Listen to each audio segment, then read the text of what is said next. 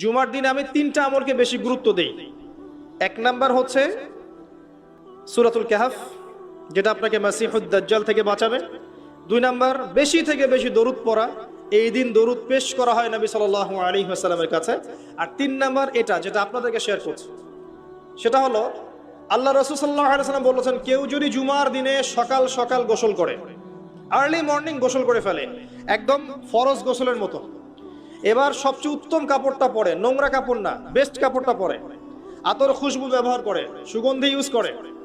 সুগন্ধি ব্যবহার করে সে সকাল সকাল পায়ে হেঁটে মসজিদে যায়, বাহনে চড়ে নয়, পায়ে হেঁটে মসজিদে গিয়ে ইমাম বয়ান খুতবা শুরু করার আগেই মসজিদে চলে গেছে, ইমামের কাছাকাছি বসে,